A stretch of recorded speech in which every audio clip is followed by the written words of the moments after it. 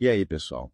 Preparados para mergulhar de cabeça num assunto que está queimando em tudo que é lugar, literalmente. Hoje a gente vai falar da floresta amazônica e o impacto nosso devastador das queimadas na biodiversidade. A gente tem um relatório aqui do Ecodebate e ele coloca essa questão em destaque, sabe? É incrível como as coisas se conectam, né? A gente ouve tanto sobre desmatamento, mas é importante entender que as queimadas são tipo uma consequência direta da ação do ser humano. Não é só tempo seco, não.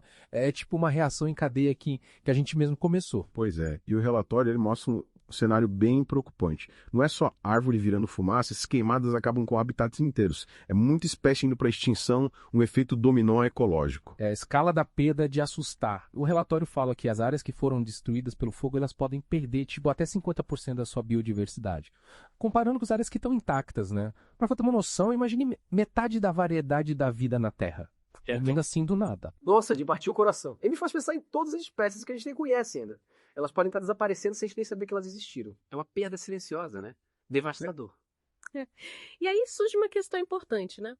Quais são os efeitos colaterais, além da perda, imediata das plantas e dos bichos? Pensa nos serviços vitais que a floresta oferece. Regular o clima, os padrões de chuva, tudo isso é prejudicado pelas queimadas. É como se a Amazônia fosse o ar-condicionado da Terra. E a gente tá mexendo no termostato, né? Queimá-la libera uma quantidade absurda de CO2. Isso só piora o desequilíbrio do clima global. Não é só uma questão regional, não. As consequências são globais. E conectando com o panorama geral, fica claro que não estamos falando só de conceitos ecológicos abstratos. Pensa nas pessoas que vivem e dependem da Amazônia, comunidades indígenas, ribeirinhos. Eles estão na linha de frente dessa crise. Os meios de subsistência deles, a cultura, a própria existência deles, está ligada à saúde da floresta. É de partir o coração pensar nesse ciclo de perdas que eles enfrentam, né? Os incêndios destroem as casas, as fontes de alimento, as terras ancestrais. E conforme a floresta vai diminuindo, as opções deles para sobreviver também diminuem. É um alerta, né? As questões ambientais estão totalmente ligadas ao bem-estar das pessoas, principalmente para quem depende diretamente dos recursos da natureza. A atuação deles mostra como é urgente achar soluções e o relatório do Ecodebate, felizmente, dá alguns caminhos para seguir. Sim, vamos falar sobre isso. O relatório sugere fortalecer, né, a aplicação da lei para combater o desmatamento ilegal. E a aguilagem de terras, né? Parece um bom começo, né? Com certeza. Mas a gente precisa ir além da fiscalização. Políticas públicas eficientes são essenciais. Incentivar o uso sustentável da terra, investir em reflorestamento e dar apoio para as comunidades mais afetadas pelos incêndios. E isso não pode ser só uma questão brasileira, né? A Amazônia é um tesouro do mundo inteiro. Proteger, ela exige colaboração internacional, todo mundo precisa fazer parte da solução. É isso aí, é uma responsabilidade de todos.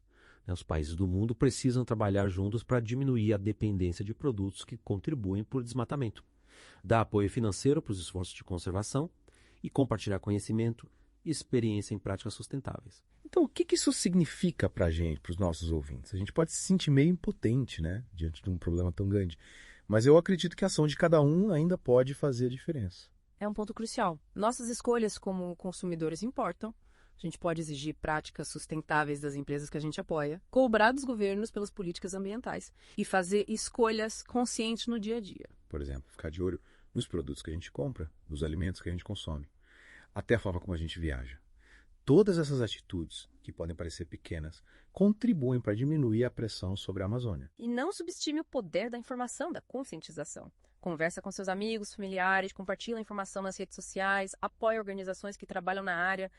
Cada voz ajuda a espalhar a mensagem e a pressionar por mudanças. Olha, é interessante como a gente passou de uma perspectiva global para uma individual, né? É bom lembrar que mesmo com esses desafios enormes, as nossas escolhas, as nossas ações, elas têm um poder grande. Deixa eu pegar aquele ditado, né? Pensa globalmente, age localmente, mas com um senso de urgência maior. A gente não está falando só de impactos no futuro, sabe? As consequências de não fazer nada, elas estão aí acontecendo agora, tanto para as pessoas quanto para os ecossistemas do mundo todo. Isso nos leva de volta para o relatório do Ecodebate e as soluções que ele sugere. Fortalecer a aplicação da lei e combater a grilagem são passos importantes, mas eles meio que atacam os sintomas, né? Não as causas do desmatamento. E para onde a gente vai a partir daqui? Que tipo de mudanças mais profundas precisam acontecer? Uma coisa fundamental é mudar os nossos modelos econômicos. Hoje em dia, muitas vezes, os incentivos acabam recompensando o desmatamento e as práticas que não são sustentáveis. Por exemplo, os subsídios agrícolas que incentivam a criação de gado ou a plantação de soja em áreas de floresta. Mas mudar esses modelos econômicos que estão aí há tanto tempo não é uma tarefa super difícil. Quais seriam os maiores obstáculos? É um desafio, com certeza, mas não é impossível. A gente já viu mudanças políticas em outros setores, como a transição para a energia renovável, por exemplo. O que a gente precisa é de vontade política, pressão da sociedade e soluções inovadoras de empresas e empreendedores. Então a gente precisa repensar como valoriza e incentiva o uso da terra, né? Em vez de só pensar no lucro imediato, a gente tem que achar maneiras de fazer a conservação ser economicamente viável para as comunidades locais. Exato. Isso pode incluir, por exemplo, incentivar práticas agroflorestais sustentáveis, investir em ecoturismo e criar mercados para produtos da floresta que são coletados de forma responsável. É reconhecer o valor dos serviços que a Amazônia oferece e incorporar esse valor nas nossas contas. Faz sentido. É como criar uma aliança, né? De pessoas e grupos que reconheçam os benefícios de proteger a Amazônia a longo prazo, mesmo que isso signifique abrir mão de algumas coisas agora.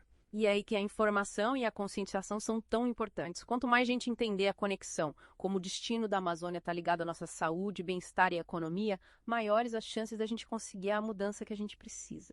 Isso nos leva de volta ao poder da ação individual.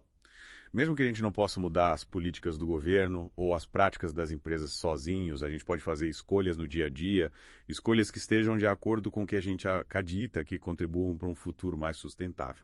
Sem dúvida. Cada vez que a gente escolhe comprar um produto sustentável, apoiar uma empresa que tem práticas éticas, reduzir o consumo de carne ou defender leis mais fortes para proteger o meio ambiente, a gente está mandando um recado para o mercado e para os políticos. Um recado de que a gente quer uma mudança. Como se a gente votasse com o nosso dinheiro e com a nossa voz. E esses votos, quando são de milhões de pessoas, podem gerar uma força enorme para mudar as coisas. E não se trata só de fazer sacrifícios ou se sentir sobrecarregado, né?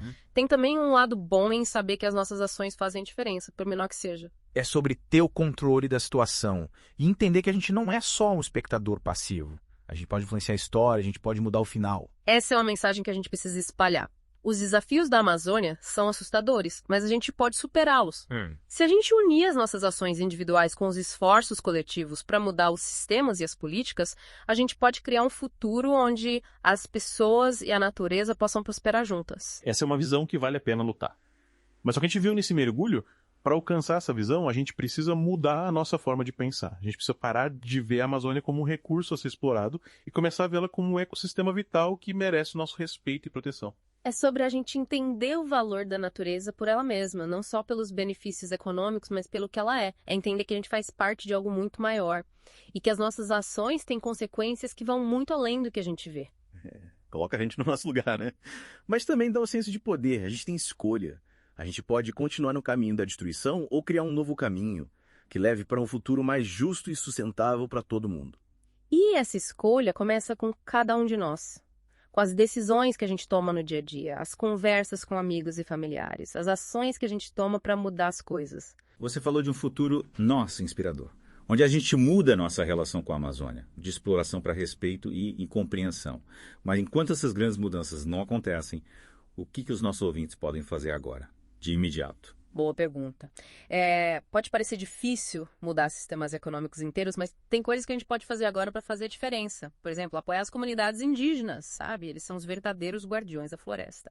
Eles lutam pela proteção dela há muito tempo. E como a gente, que está aqui ouvindo, pode apoiar essas comunidades? É doar para alguma organização. Tem algum grupo específico que a gente precisa conhecer? Sim. Com certeza. Existem várias organizações incríveis que trabalham diretamente com as comunidades indígenas. Elas ajudam a proteger as terras e a cultura deles. É só dar uma pesquisada na internet que você vai achar várias. A gente pode colocar algumas sugestões nas notas do episódio. Mas, além de doações, tem o consumo consciente também. A gente ouve falar bastante disso, né? Mas nesse caso, o que a gente deve procurar? A gente precisa prestar atenção nos produtos que compra. De onde eles vêm? Eles estão contribuindo para o desmatamento. Tem alguma alternativa mais sustentável? Por exemplo, escolher produtos com certificações, tipo o selo da Rainforest Alliance. Isso garante que eles vêm de florestas que são gerenciadas de forma responsável. Então é fazer a lição de casa como consumidor, né? Entender de onde as coisas vêm e fazer escolhas mais conscientes. Exatamente. E não subestime o poder de simplesmente conversar sobre essas coisas com amigos, familiares, colegas. É conscientizar, compartilhar informação e incentivar as pessoas a fazerem escolhas mais sustentáveis. Isso pode criar um efeito dominó. Normalizar essas conversas. Fazer delas parte do nosso dia a dia. É entender que esse não é um problema para outra pessoa resolver. É responsabilidade de todos nós. Acho que essa é uma ótima mensagem para a gente finalizar. A gente falou de muita coisa nesse mergulho, né? Exploramos as causas e as consequências dos incêndios na Amazônia. Mas a mensagem principal é de esperança e ação. É isso aí. Os desafios são reais e urgentes, mas a gente não tá de mãos atadas. Todo mundo pode fazer escolhas grandes ou pequenas que contribuam para um futuro mais sustentável. Para a Amazônia e para a gente também. Então fica o desafio para os nossos ouvintes.